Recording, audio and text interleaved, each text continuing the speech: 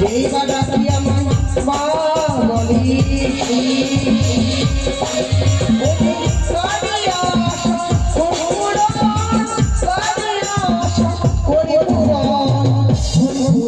আমি বড় সাদা বড় সাদা লাগে জনদিনী বড় সাদা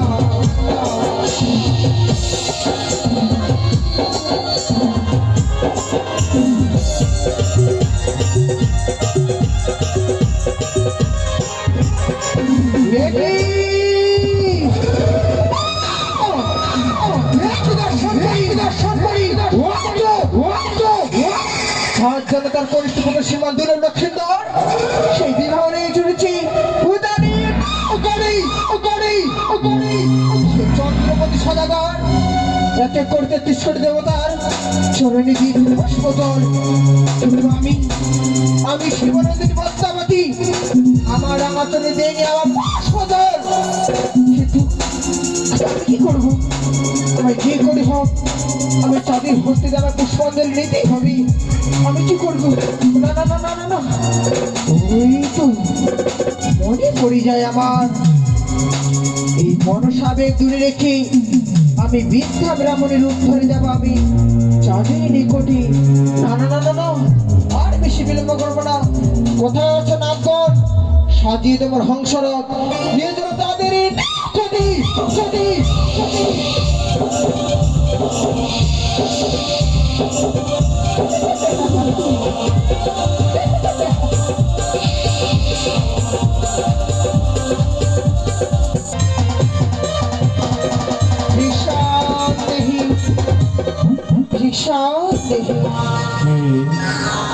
কে আজকের দিনে আমার শুভযাত্রার পথ রোধ করে আমার কাছে ভিক্ষে যাচ্ছ? কিবা তোমার পরিচয় বলো বলো। আমি বৃদ্ধা ব্রাহ্মণী বাবা। বৃদ্ধা ব্রাহ্মণী? সত্য বলো তো বৃদ্ধা ব্রাহ্মণী, কিবা হেতু আজ তুমি আমার শুভযাত্রার পথ রোধ করেছো? শোনো বাবা, বলো। আমি যে বড় ক্ষুধার্ত। কি বললে? তাই তো তোমার কাছে আমি ভিক্ষে যাচ্ছি বাবা। তোমার ভিক্ষের প্রয়োজন তাই না? সত্য। কিন্তু শোনো বৃদ্ধা যোগিনী, বলো বাবা। আমি তো তোমাকে এই শুভযাত্রা পথে কোনো ভিক্ষে দিতে পারবো না। তোমাকে ভিক্ষে যদি নিতে হয়, এখনো আমরা বেশি দূরের পথ অতিক্রম করে আসি নাই। ওই তো দেখা যাচ্ছে চম্পলার বিরাট রাজপ্রাসাদ। সেই রাজপ্রাসাদে তুমি এগিয়ে যাও, রয়েছে মহারানী সনকা। সেইখানে গেলে নিয়ে যাবে তোমাকে ভান্ডার ঘরে, উদর পূর্ণ করে ভক্ষণ করে ফিরে আসবে তুমি তোমার নিজের আলোয়। শোনো বাবা, কি? সেই তোমার অর্ধাঙ্গিনী সনকা আমার ভিক্ষে দেওয়ার যোগ্য নেই। কি বললে? সত্যি চুপ করো তুমি। সামান্য বৃদ্ধা যোগিনী হয়ে এত বড় কথা বলতে আমার অর্ধাঙ্গিনী তোমাকে ভিক্ষে দেবার যোগ্য নয়। আমি তো পূর্বেই বলেছি যে আমার কাছে এমন কোনো ভিক্ষে নেই যেই শুভযাত্রা পথে সেই ভিক্ষে তোমায় দান করে। রয়েছে বাবা, রয়েছে রয়েছে। ওই তো তোমাদের পুষ্পর সাজি। সেই পুষ্পর সাজিতে থেকে একটি মাত্র আমার পুষ্প ভিক্ষে দাও। কি বললে? তুমি পুষ্প ভিক্ষে পেলেই সন্তুষ্ট হবে? বাবা ব্রাহ্মণ মশাই, বলেন। ভিখারিরা নেই অন্ন, না হলে নাই বস্ত্র। এ সত্য। এ কোন ভিখারি নেই আমার কাছে নেবে পুষ্প ভিক্ষে? সদর মশাই। হ্যাঁ ব্রাহ্মণ মশাই। আমার কি মনে হচ্ছে জানেন?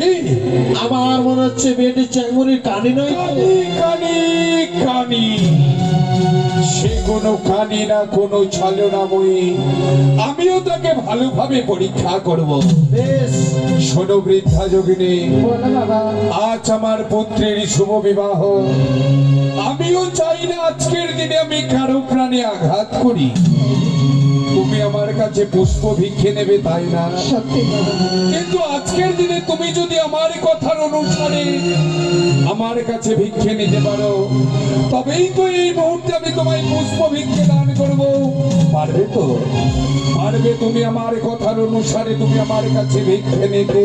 অবশ্যই পারবো বাবা, তোমার কথার অনুসারে আমি ভিক্ষে দিতে। তাই বুঝি? তাহলে শোনো বৃদ্ধা যোগিনী, এই মুহূর্তে আমি এই পথে গণ্ডি কেটে যাব। গণ্ডি লঙ্ঘন করে আসতে হবে তোমাকে, তবেই তো আমি তোমাকে পুষ্প ভিক্ষে দান করব। এই তো এই মুহূর্তে আমি এই পথে গণ্ডি কেটে দিচ্ছি। ব্রহ্মা বিষ্ণু মহেশ্বর। একই না, একই আমি যে বন্ধু অতিক্রম করে যেতে পারছি না, আরেকবার চেষ্টা করে দেখো। আবার ব্যর্থ হয়ে গেলাম।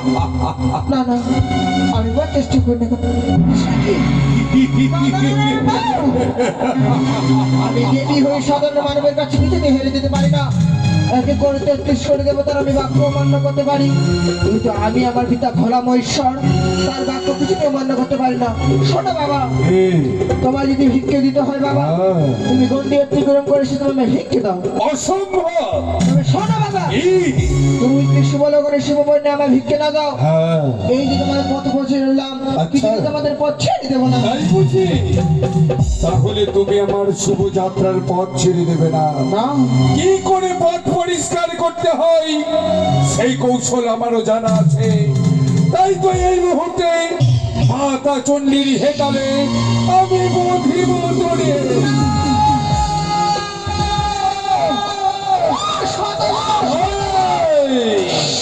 আমি জানতাম তুই কোনো ভিখারিনী নোস, তুই কোনো মায়াবিনী নোস, তুই সেই ছলনাময়ী, সেই পাতালবাসিনী চ্যাংমুড়ি গানি। কেন এসেছিস, কেন এসেছিস তুই আমার শুভযাত্রার পথে? কি? আমি তো তোমার কাছে এমন করে কিছু চাইনি। তাহলে তোমার কাছে শুভলগ্নে শুভবর্ণে তোমাদের পুষ্প ভিক্ষে দাও। তুমি যদি শুভলগ্নে পুষ্প ভিক্ষে দাও আমার, আমি করিব তোমার মঙ্গল। আর যদি না দাও, করবো আমি তোমার অমঙ্গল। তুই আমার মঙ্গল করতে এসেছিস। আমি যদি তোর চরণে পুষ্পাঞ্জলি অর্পণ করি, তুই আমার মঙ্গল করবি? এই কবি, এমন কি মঙ্গল করবি আমার? শোনো যাক, বল, তুমি যদি আমার বলিনি সিজুয়া পর্বতের বেদনে। তুমি যদি আমার রাঙাচলে পুষ্পাঞ্জলি দাও, হ্যাঁ। আমি একটি করে ফিরিয়ে দেবো তোমার ছোট পুত্র, আচ্ছা আরো ফিরিয়ে দেবো তোমার মহাজ্ঞান মন্ত্র, আচ্ছা। আরো ফিরিয়ে দেবে এক এক করে 14টি ধর্মশস্ত্র। তাই বলছি? আর কি ফিরিয়ে দিবি তুই? তাই বুঝি? হ্যাঁ আর ফিরিয়ে দেবো তোমার নবলক্ষণ বাবা। আচ্ছা। এই কানি, তুই আমার সর্বস্ব ফিরিয়ে দিবি? তুই আমার মঙ্গল করতে এসেছিস। আমার মঙ্গল করার পূর্বে তুই তোর নিজের মঙ্গলের কথা ভাব। এতই যখন সবকিছু ফিরিয়ে দিতে পারিস তুই, এই কানি, কেন কেন তুই তোর স্বামী পুত্রকে ফেরাতে শোনো পারিস? সৌদাগর, কি আমার মুখের বাণী, বল রে সিজুয়া পর্বতে। ওই আদি পুজো করো চরণে, আরে যা। মঙ্গল হইবে তোমারে। আমার মঙ্গল। আদি পুজো করো চরণে, মঙ্গল হইবে তোমারে।